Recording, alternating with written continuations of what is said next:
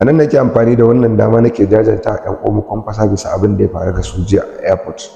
Kuma nake kira da dukkanin mutumin da yake ganin yana kan madafin iko, idan takamar ka yanzu kake kan mulki baka kai Fir'auna ba, idan takamar ka mulki ne baka kai Annabi Sulaiman ba, idan kuma ce kina takamar ke mai mulki ce ko ke matar mai mulki ce ki baki kai Bilkisu mai gadon zinari ba, wanda Allah subhanahu wataala ya bamu labarin ta a cikin suratul Naml, wanda aka tashi annabi guda ya tura mata takarda ya rubuta da khatimin annabta ya faɗa mata innahu min Sulaiman wa innahu bismillahir rahmanir rahim.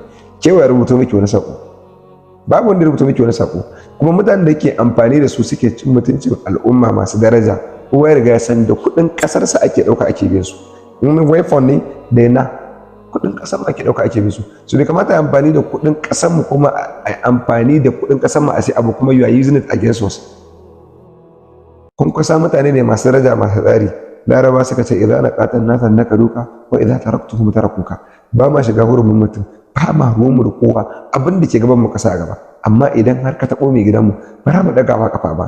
In ka taɓa mu da minti ɗaya sai mun taɓa ka da minti 10. Wannan shine tsarin Kwankwasiya, wannan shine aƙidar mu, kuma akan haka ka ɗora mu. Amma ba ma shiga cikin hurumin komai, saboda ran komai ba hadisi ya ce mana ne kuffa alaika hada, mun kiya harshen mu ta yi maka magana. Shine tsarin mu akan wannan malugun ɗariƙar Kwankwasiya ya gina mu. Da haka muna kira ga dukkanin masu ruwa da tsaki, wannan bawan Allah da aka dake shi aka ci mai mutunci, a tabbatar da an zo an bi mai haƙƙin shi. In kuma ba haka ba za mu zo mu tsaya a gaban Ubangiji, alƙalin da baya yaudara, alƙalin da baya ɗaga ƙafa, alƙalin da baya ɗaukan sai, alƙalin da ya rantse da Allah sai ya saka mutumin da aka data. Wallahu ya'simuka minan nas.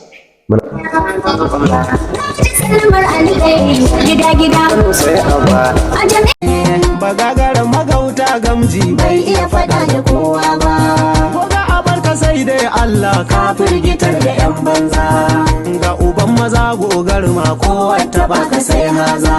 Saka gaban ka inda kake so jika na sana dan Musa. Kai Kwankwasiya ko ka mace kana zaune. Da yawa suna nan a zaune jigun kamar zane.